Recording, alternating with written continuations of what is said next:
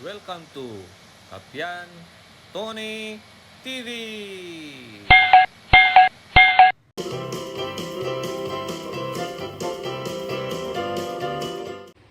Magandang araw po sa inyong lahat. Ngayon po ay mayroon tayong gagawin. Isang electric kettle. Ito po. Ang nangyari nito, habang ginagamit po itong electric kettle na ito, ay biglang namatay. Hindi na kumulo yung tubig. Kaya titingnan natin ngayon kung anong nangyari. So una, i-test muna natin ito.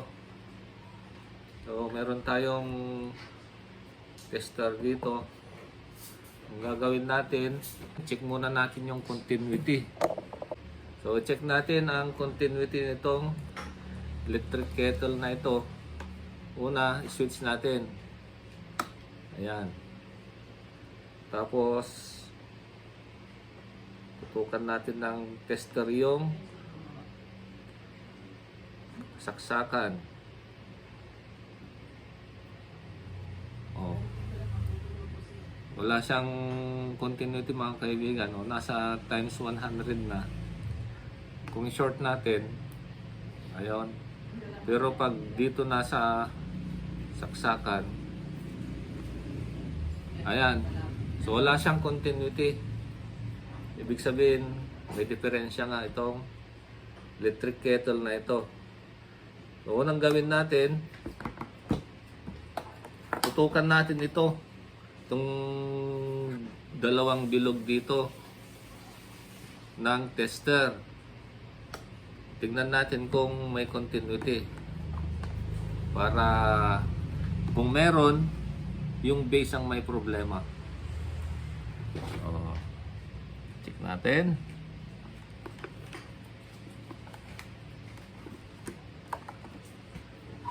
Ayan.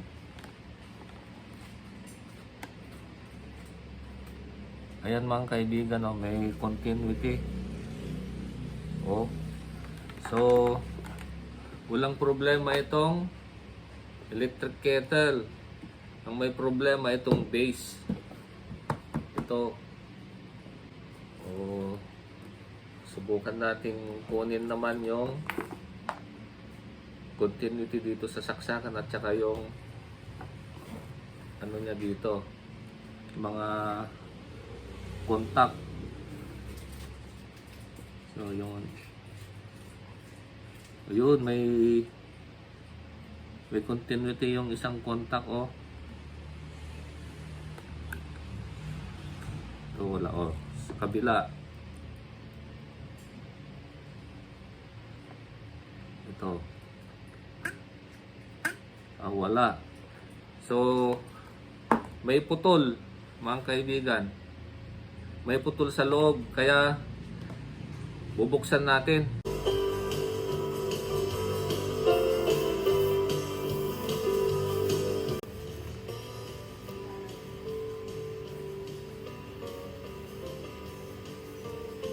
Ito siya mga kaibigan.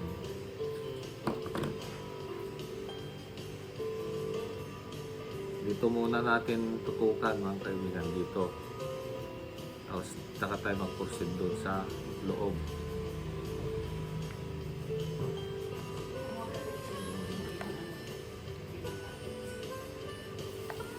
Yan.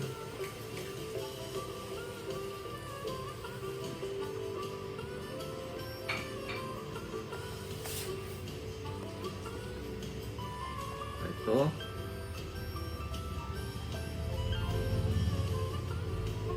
Okay. Kabila. Walang continuity sa kabila.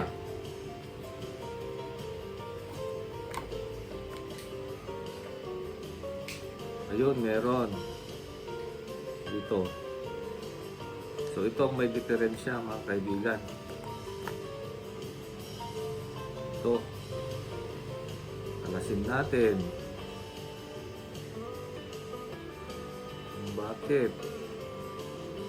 O dito pa lang kasi wala na yung wire. Palagay ko dito nasa wire. Nandito sa wire yung sira. Kasi dito pa lang, wala na. Retrace natin ngayon kung saan yung putol. So itong kulay ito. Kulay brown. Ito mga kaibigan. Itong kulay brown, may putol ito. Kasi wala siyang continuity. So, ito mga kaibigan, na-trace natin na ang sira ay dito sa plug. Kasi pansin ko pa mga kaibigan, ito maluwag gagalaw-galaw siya. Pero itong isa very firm ito. Pero itong isa gagalaw-galaw siya. Ayan. Kaya ang gagawin natin, palitan natin itong saksakan. So ito mga kaibigan, meron akong nahanap na saksakan na ganito. So ang gawin natin, putulin na natin to. Puputulin natin.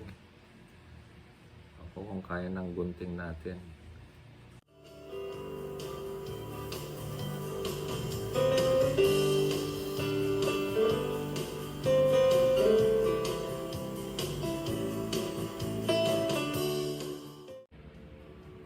So ang kanina mga kaibigan, ang may sira, may putol itong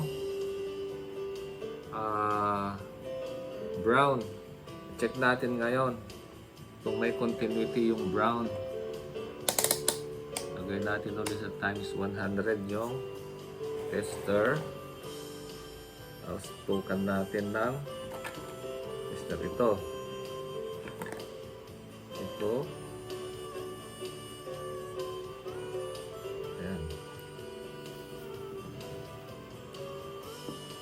Yan, at saka ito. Tingnan natin kung may continuity. Meron na mga kaibigan. So, talaga ang sira ito. Ito, gagalaw-galaw. Gagalaw-galaw. Natanggal yung pagka-contact niya.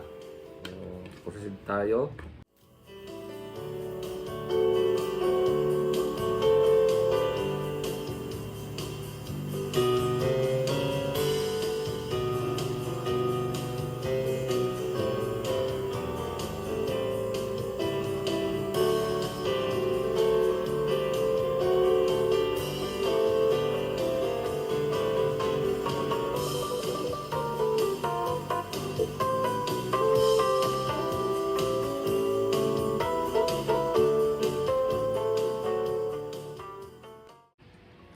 Ayan. Ayun mga kaibigan. Ang pag-assemble nito, ganito. Para madali. Ayan. Merong putil ito. Ayan o.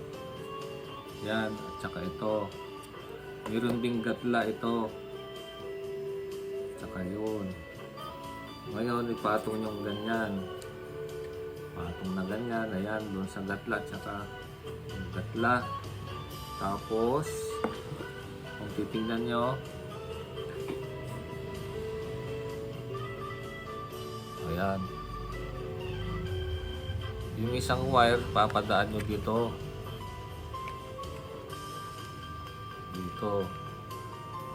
Ayan.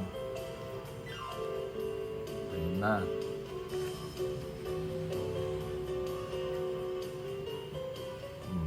Tapos, itong tatlong ito, gaganon yung wire natin para hindi maapektuhan pag binubunot. Yan. So, yun mga kaibigan,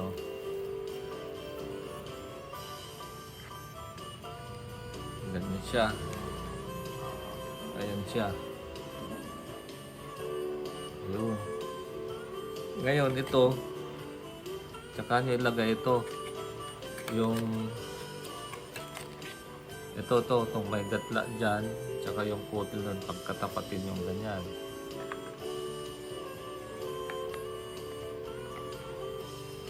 Ayan. So, tamang-tama na nun. Maglalagay lang ng screw.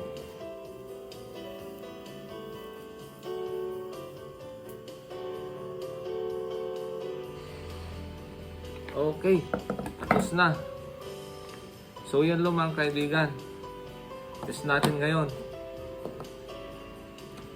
Oh, ito. Test natin ngayon. Switch natin. Ayan. Dapat meron ng continuity yan. Yan. Ayun. So ibig sabihin, okay na mga kaibigan itong electric kettle na ito. Ang pinalitan natin is ito, yung plug niya. So yun po mga kaibigan, nagtatapos yung ating maikling video sa araw na ito. Naway may natutunan kayo at huwag nyo na rin kalimutan mag-like, share and subscribe para sa mga susunod ko pang mga videos ay ma-notify po kayo. Bye-bye and God bless.